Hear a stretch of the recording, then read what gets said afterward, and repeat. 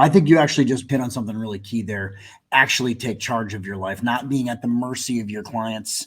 And that's one of the things that this entire industry has seen for a long time. One of the things that I talk about is actually you dictating how your clients should be doing things versus letting them run the show.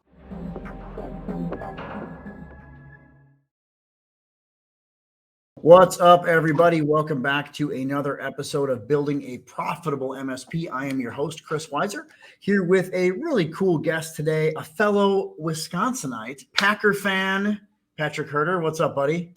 Hey, doing good. Getting cold down here, or up here. I bet. Let's see. I'm in Austin, Texas now. It's 64 here right now. This is a chilly, for the record, this is a chilly winter day. We're coming up to the start of winter here. It's mid-December here in Austin, Texas, but it's 64 degrees. What do you got?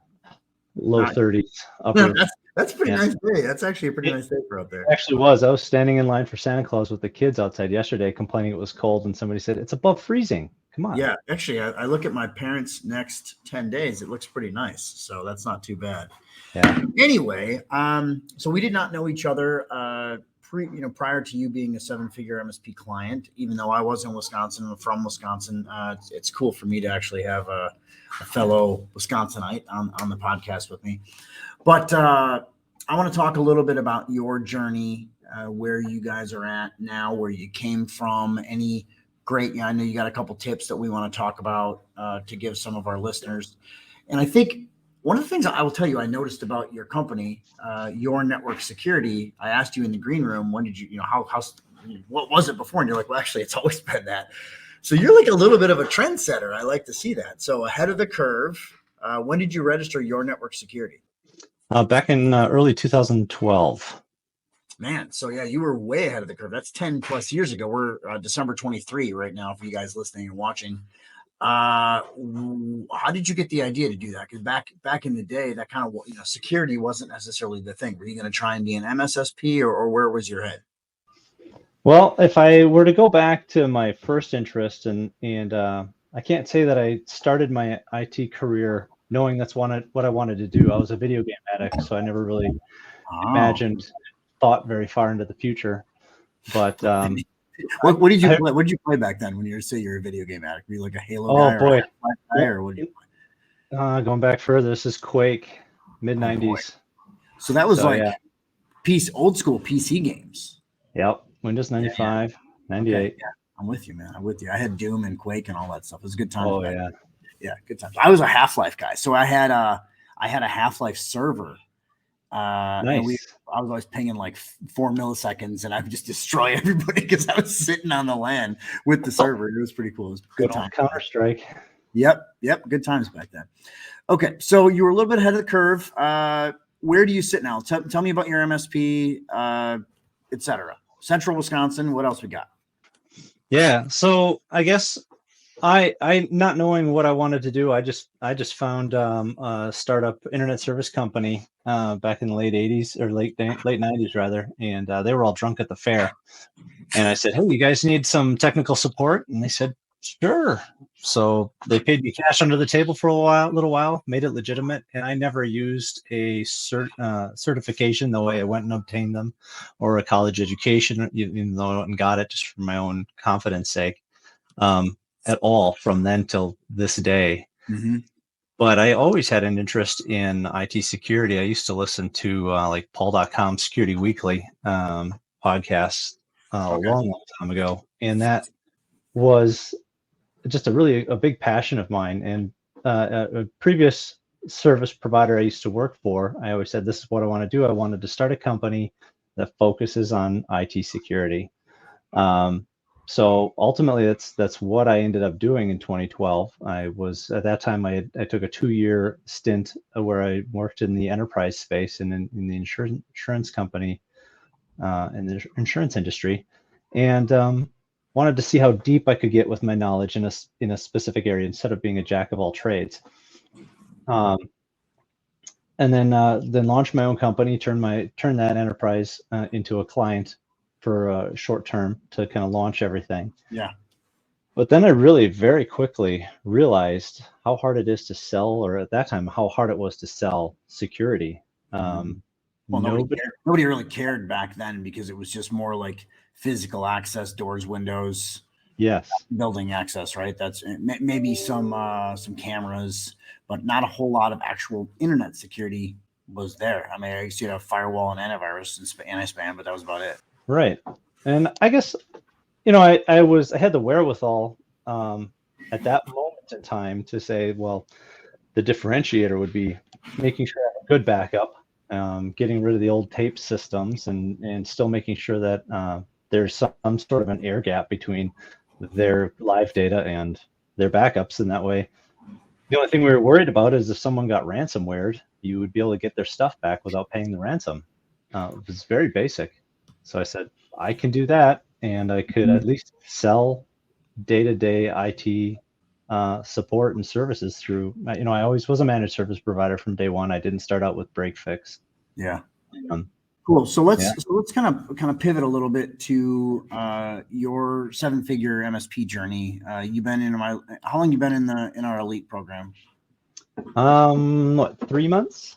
Okay, so that's great. And one of the things I notice about you is you're joining like all the calls that I'm on. You're there, which is awesome to see. So that means you're actively participating, taking in the content. Where do you see yourself from when you came in 3 months ago to kind of where you are now in terms of your evolution or your education journey? And I want to get into 3 or 4 tips that you'd give other MSPs.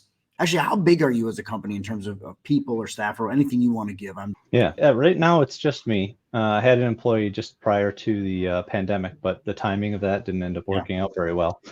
So we went back to just myself and growing from there. Okay, so single person shop. What have you learned? What has helped you evolve from day one in this program 3 months ago to now?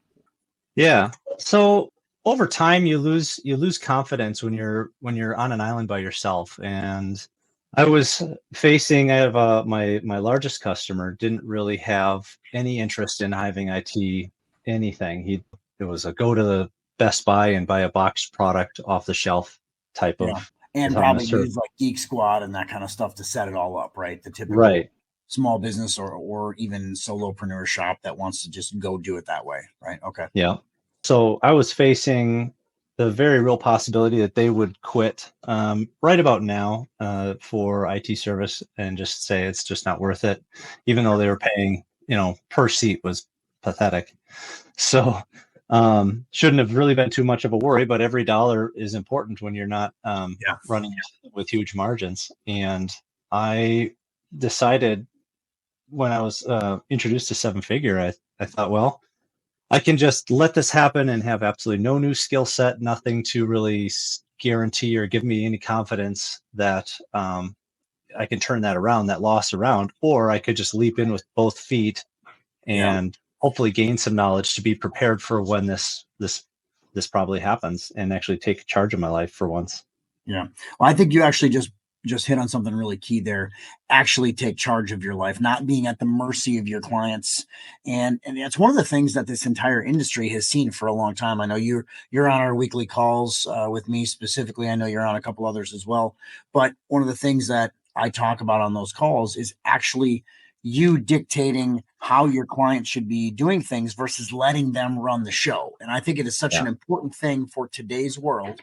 And it's, for you guys that are listening, if you think about where the MSP sits in terms of how much this industry has actually caused some of the hacking epidemic that we a little bit have, like it's a little bit taboo to talk about. And I understand that, but let's be honest, if we have not been letting the client dictate the path of support due to fear of losing them, just kind of what you were talking about, would we be sitting here in this world? Now, the positive thing is that times are changing. We've seen things evolve. We're seeing things grow, and the MSP is starting to say, look, Mr. Client, you need more. What are you going to do? And they're like, oh, we don't want to pay for it. Well, that's too bad. Okay, that's fine. You have to pay for it, but I'm not going to be left holding the bag because I told you this is what you have to do. How much do you think that mindset, and a lot of that, side note, guys that are listening, that mindset is really one of the keystones of what we build into our coaching program. Where do you see that as being a benefit or a positive piece?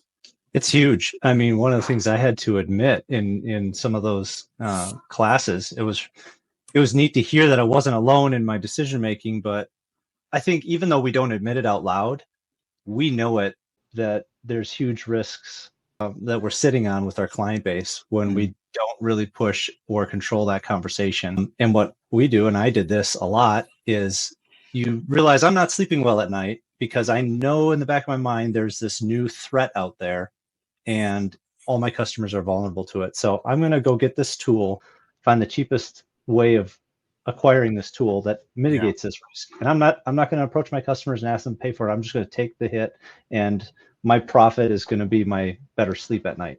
Yeah, pretty important thing you just said there too. Like, you think about where, first of all, most MSPs aren't charging enough. And I think based on what you're telling me, most MSPs aren't charging enough. And as opposed to the discomfort of having a financial conversation with your clients, or even worse, saying, yeah, I need more cybersecurity tools in my stack. I need to do more things. Oh, you're going to have to pay more because I can't afford them as we sit. It's easier to just buy them and, like you said, eat it versus dealing with the potential rejection, or worse, the potential they're going to leave you and go find somebody else because you're just a commodity. Right. So I think those are really important. Anything you want to add to that? Well, and the reality is, in that relationship, the customer doesn't know you're doing that. So you're still a commodity, even after you've done all that remediation. Almost worse, because you know how much in your head, you've heard me talk about during our coaching calls, how much do you think your existing client base fully believed you were their IT guy and you were handling everything for them and you had them covered? Would you say that's like a 10 or like a 1 or anywhere in between, that they believe that? What's your thoughts on that? You know, it's interesting because probably most of them didn't even put a whole lot of a thought to it. So as we've been going through these conversations with our clients, part of that light bulb moment is them realizing, yeah, you are the only person I know that has anything to do with our IT. So I guess it does make sense. I would come to you if something happened. And so it's so far, man, I didn't really think about that. So it's so far off their radar. Yeah. They don't even realize it. So one really important tip coming out of this episode, and I think, Patrick, you just nailed that, is you just are like, your clients are oblivious to what we see as the obvious thing. Like, they're going to get hacked. What's the plan? They don't even have it. It's not even, like I said, on their radar at all that they're going to get hacked. It's just a matter of something they got to kind of plan for and deal with. Yeah. They want simple. In fact, I had one business owner that just said, I want simple IT. I don't want to pay a whole lot for it. I want to do hourly. Let's just go back to the way things were. And hackers want that simple IT too, don't they? Yeah. And it's funny because you really have to slow walk those conversations because they're so far from where they need to be. It's enlightening. Yeah, it's crazy. Okay, so that's a really good tip. You know, so I think number one out of that is make sure you're talking to your clients actively about cybersecurity, but almost more importantly, what's that they're gonna get breached, they're gonna have a problem. What's your plan gonna be, Mr. Client? Because maybe they think it's you, but maybe more importantly, they don't even have it on their radar until they have a bad day. Yeah. Yeah. Okay. And that bad day is going to be filled with emotions, panic, and your best friend is suddenly going to turn into somebody like the drowning person when you're trying to rescue them. They're not going to be like, oh, thank you for rescuing me. And then they'll just hold on to the life preserver. But they're trying to drag you down because they're freaking out. Yeah. Yeah. And maybe if they end up drowning anyway, everyone else then gloms on and blames you. Or let's say they lose somebody or lose something important to them. Boom, then it becomes your responsibility. Because I will tell you, and Patrick, we've been together in the room when we've had some people that are dealing with this, because we've definitely had some clients that are getting breaches at their clients and these other things. They're looking for someone to blame. And I think the insurance companies are looking for someone to blame. Okay, that's a couple of really good tips. What would you say your dawning moment was? Because you just kind of talked a little. Did you have that when it was like I'm laying in bed worrying about, what ifs? Or did you have that? Was there one thing that made you be like, oh my God, I need help doing this? I think I mean, it really, I was probably this close before joining. like I said, it's subconscious, and you're doing some of the things to sleep better at night.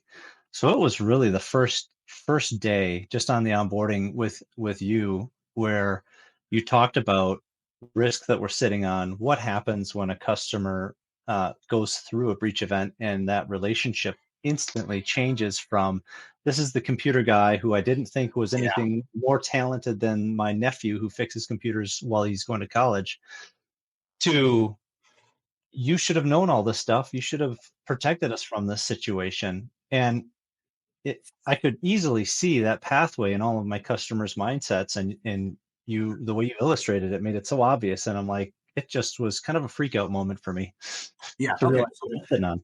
So that's great. I mean, that's great to hear from my standpoint, I guess, because I mean, it's important to me that message comes across. And for you guys that are listening to this, I would love to have you in the coaching program, but I want you to actively do something about this in your own world if you have not. The amount of MSPs that I see that are out there that are just sitting there kind of not evolving and not changing is mind blowing.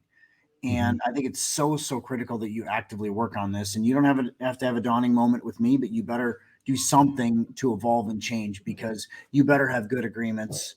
You better have tight relationships with your vendors. You better have good cybersecurity insurance internally, because at some point they're going to get hacked. Like I stood in a room last week of 45 people in Los Angeles and had every MSP in the room raise their hand. And I said, who in this room can prevent all hacks? And all the hands went down. You were actually on a call with me this morning. I asked the same question. All the hands went down, because we know we can't stop all the hacks, but your client either thinks you got their back, or like you just mentioned in your first point, is totally oblivious to getting hacked, or basically that the hackers are after their money now. So really important stuff. Okay. So next step, what big scenario would you say is the next thing that you think for your clients, or you and your MSP you're going to try and tackle related to, growth or sales? Well, I had quite a bit of work that I had to get from where I was to where I need to be from a technical standpoint, but just getting confidence in selling in the first place. And one of the fears that it's so easy. I was telling a customer before this call, I was having lunch with them, and it's so easy to accidentally sell on FUD, because there is a lot of fear in just the simple reality. If you guys are listening, FUD is fear, uncertainty, and doubt, if you don't know what that is. So thank you for defining that. I think like probably a week ago, I kept hearing it. And scare tactics, scare selling, scare tactics, that kind of thing. We don't ever want to sell on that. And okay, I'll let you keep going. Right. I just want to try to find that. Yeah. But the reality, and even just looking at the statistics, do show the risk out there. And so just even becoming aware of it and walking through how to communicate that to customers in a way, this is really key for me, because, and most SPs, especially newer startups, are so technically minded, because we all come from engineering backgrounds, that we get in our own way so much with selling. And the very moment some nuanced technicality comes into something we're saying in the sales process, we will undermine ourselves so quickly. And that does a disservice both to your own value, and also just the customer. Just it kind of instantly you get that deer in the headlights look, and you've lost your audience. So to really simplify it, and bring a message clearly across, doesn't take the technical prowess we think it does. Yeah, and I think you've done a good job participating and executing with us, learning that from Cindy. And Cindy Phillips is our head sales coach. She's on with me not too long ago on the show.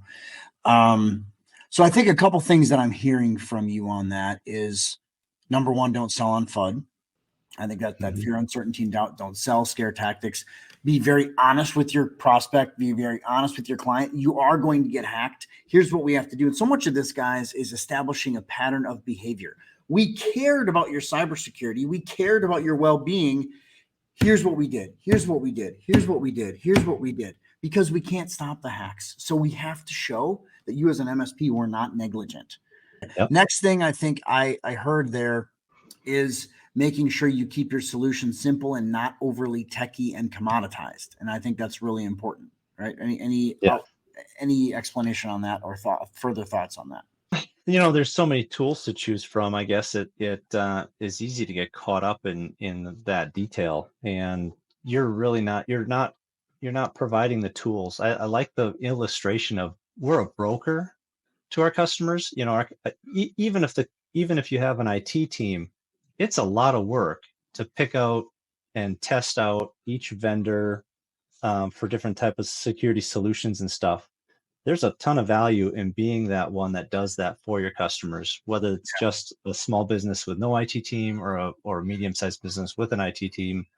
There is a lot of value to constantly vet and criticize and pick the best solution for Well, their and customer. so many of these vendors that MSPs have the access to, they're like, I don't care how great their IT team is. I don't care how big their IT team is. It could be one person or 15 people. They don't have the access to the same tools that the MSP industry has. That's a Right. huge, huge advantage that this industry has now, is that you're going to have access to tools that they don't have access to. What's your thoughts on that? Oh, absolutely. And a lot of times the MSP tools, they integrate. So yeah, you might be able to get similar tools individually off the shelf, the virtual shelf, I guess I should say.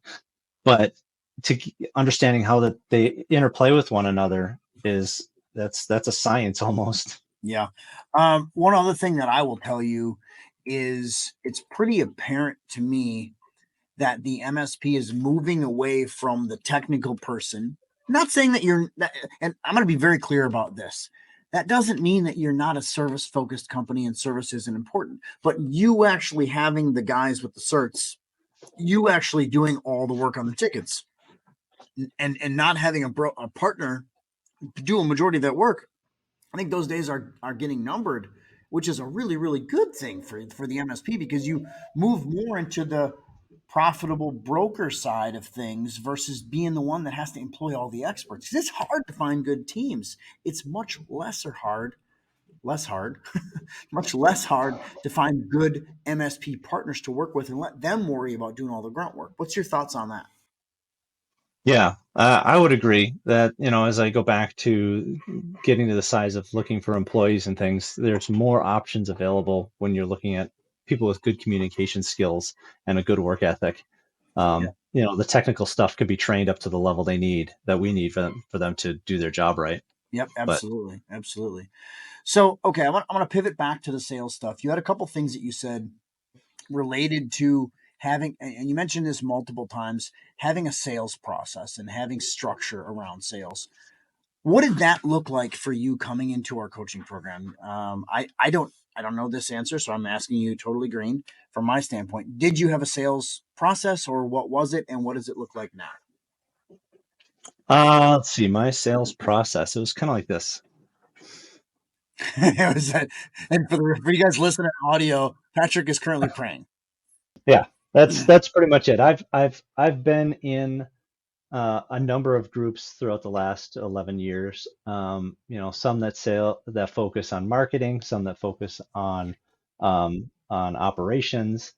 Specific to the MSP space. But I never went to school or took the training on sales skills Mhm.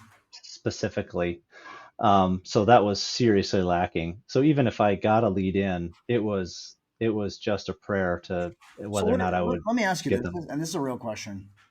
Like, how did you think you were going to grow? Like, did you just start a business and be like, if I build this, I'm gonna, and I'm not being critical here. I'm Yeah. legitimately asking the question because there's a lot of MSPs that build it pretty similarly to this. Like, what did you like when you went into it? You're like, okay, I'm gonna build this IT company, or maybe you just like it kind of happened. But how did you have in your mind that you were going to? Did you have a sales planning process? Did you have a growth mindset, or any of that, or was it just like more of the prayer that you just talked about? Um,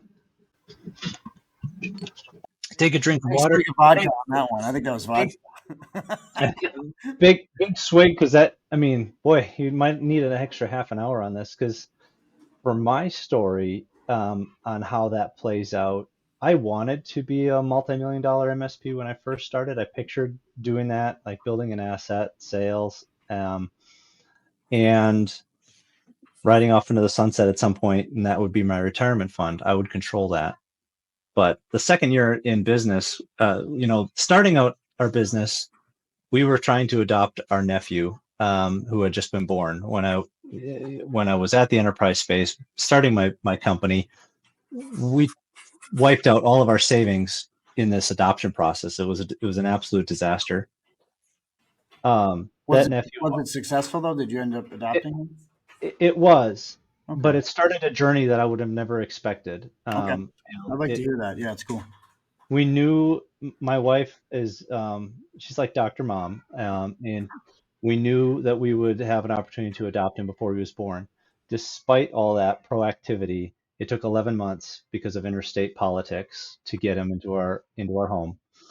Then my wife noticed there was something medically off with him, and it took another 11 months to get a doctor to diagnose him. And we got a neurologist that said there's something seriously off here.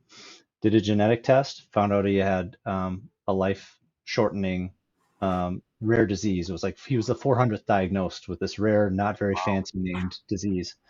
Um, and he ended up passing away 11 months later. So it was like three Wow. 11-month periods. And Wow.